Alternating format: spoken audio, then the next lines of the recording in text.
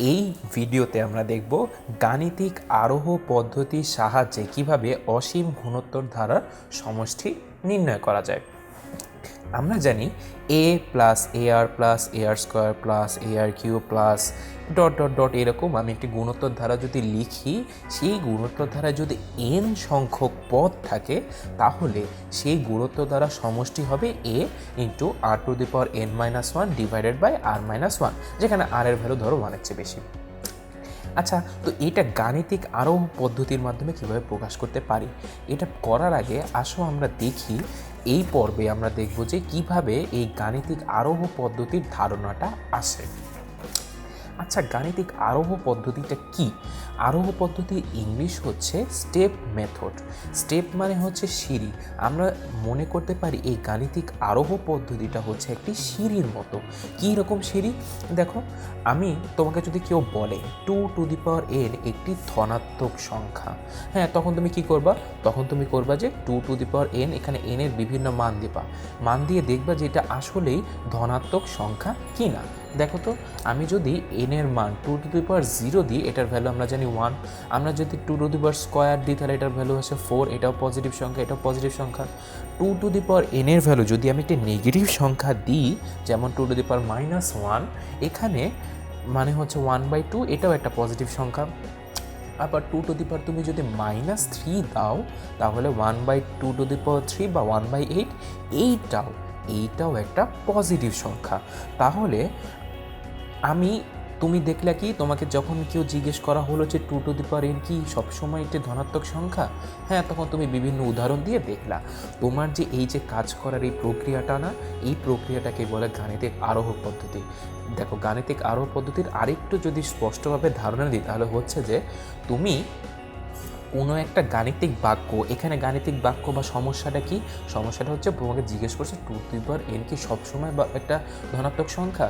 তখন তুমি করলা কি এখানে এই এন যেটা ভেরিয়েবল বা চলক, যেই চলকটার বিভিন্ন মান বসিয়ে দেখলা যে তোমার স্টেটমেন্ট বা সমস্যার সাথে মিলে কিনা।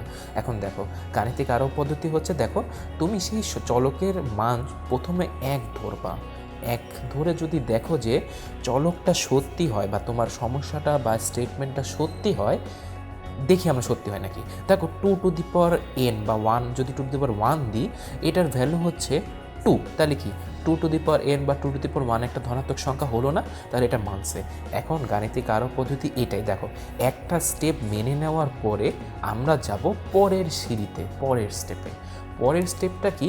পরের স্টেপে ধরে নিব আমরা যে এনের ভ্যালু এখানে 2 টু দি পাওয়ার এন, এই এনের ভ্যালু এম, এর জন্য স্টেটমেন্টটা সত্যি। এটা সত্যি মানে কি? মানে আমরা ধরলাম এটা যে 2 টু দি পাওয়ার এন একটা ধনাত্মক সংখ্যা, এটা আমরা ধরে নিলাম। এটা আসলেই কিনা এটা আমরা জানি না, ধরে নিলাম। আচ্ছা, কেন ধরে নিলাম? দেখো, এখন আমরা জানি 2 টু দি পাওয়ার এন মানে এন এর মান যখন 1, তখন এই স্টেটমেন্টটা সঠিক যে 2 টু দি পাওয়ার 1 একটা ধনাত্মক সংখ্যা। আমরা ধরে নিলাম 2 টু দি পাওয়ার এন, এর মান যদি এম হয়, এটাও একটা ধনাত্মক সংখ্যা। এখন আমরা চেক করব হচ্ছে এই যে আমি এই জিনিসটা ধরলাম, স্টেটমেন্টটা ধরে নিলাম বা মনে করে নিলাম, ঠিক আছে? এইটাকে মনে করার পরে তুমি যদি 2 to the power M plus 1 মানে এন এর ভ্যালু যদি এখন এম প্লাস 1-এ নিয়ে যাও, তাহলে যদি স্টেটমেন্টটা সত্যি হয় বা সঠিক হয়, তবে গাণিতিক আরোহ পদ্ধতি বলে যে তুমি যদি একটা ভ্যালুর জন্য স্টেটমেন্ট সঠিক পাও, আরেকটা ভ্যালু যদি ধরে নাও, ওই ধরা স্টেটমেন্টের ভ্যালু এবং সত্যি হওয়া স্টেটমেন্টের ভ্যালু, এই দুইটা যদি প্লাস করে এখন নতুন একটা ভ্যালু ধরো, এই ভ্যালুর জন্যও যদি তুমি স্টেটমেন্ট সত্যি পাও, তাহলে যে কোনো এনের মানের জন্য, যে কোনো স্বাভাবিক সংখ্যার জন্যই তুমি এই স্টেটমেন্টটা সত্যি পাবা। একটু কঠিন হয়ে গেছে, একটু বুঝো। ধরো আমি মনে করি এম এর মান হচ্ছে 3, ঠিক আছে? তাহলে আমি মনে করলাম 2 টু দি পাওয়ার 3 একটা পজিটিভ নাম্বার, ধরে নিলাম, এটা ধরলাম আমি, ঠিক আছে? এটা ধরলাম, আমি জানি না এটা পজিটিভ নাকি নেগেটিভ, ধরে নিলাম। হ্যাঁ, আমরা জানি এটা ক্যালকুলেশন করলে পজিটিভই পাবো, কিন্তু আমি ধরলাম পজিটিভ। এখন দেখো তো 2m+1 তাহলে কত হবে?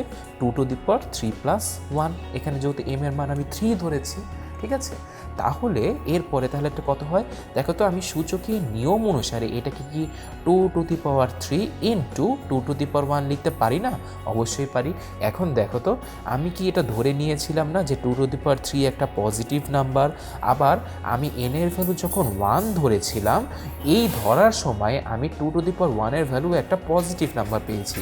তাহলে এখন বলো তো, একটা পজিটিভ নাম্বার ইন্টু আরেকটা পজিটিভ নাম্বার, এই গুণফল কি সবসময় পজিটিভ একটা নাম্বার হয় না?